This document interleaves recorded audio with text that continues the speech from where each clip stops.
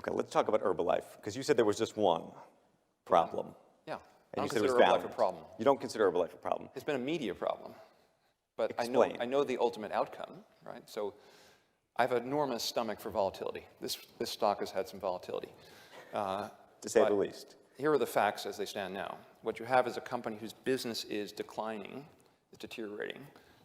They were supposed to earn something like $8 in 2017. If you look at the analyst models of just a couple years ago, their now guidance is $4.60 to $5, and they're adding back a whole bunch of expenses that we think are not add backs. I think they're going to have regulatory and defending against the short seller expenses forever until the company is gone. And the CEO just quit last week. That's never a good sign. The FTC found them to be a pyramid scheme, except they didn't use the word pyramid scheme. But if you look at the FTC complaint and the findings and compare them, the complaint and findings in other companies that are called pyramid schemes, they're effectively identical. The FTC, the terms, the injunctive relief of the FTC settlement take effect beginning in May. So they've got a cliff coming. And actually, I would not underestimate Mr. Oliver's 32-minute takedown of the company, which everyone has to watch, everyone in the room, you have to watch. And then after you've watched the entire thing, you have to send it to 10 of your friends with the instructions to send it to 10 of their friends with the instructions to send it to 10 of their friends, okay? And a few more levels, we've covered the globe. But the point here is Herbalife loses 2 million distributors a year who quit because they lose money, and they have to recruit 2 million to replace them. How hard is that going to be when the John Oliver video has been watched 5 million times in English, and they translate it in Spanish, and it's been watched a couple million times in Spanish.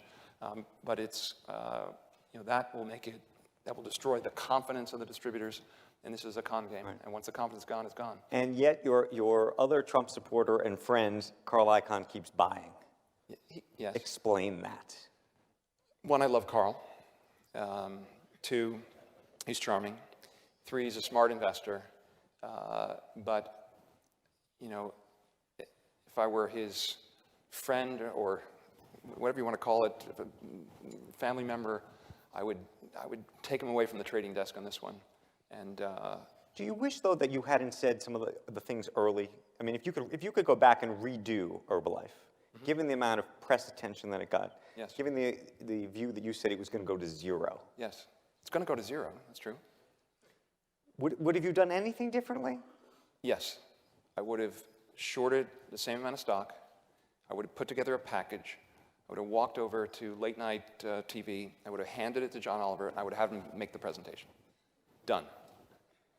No, seriously. I mean, there is no upside to be a public, so-called activist short seller, because the shareholders hate you, the management hates you. There's always a risk that Carl Icahn will step in and buy 20% of the company, and every day say it's a great business.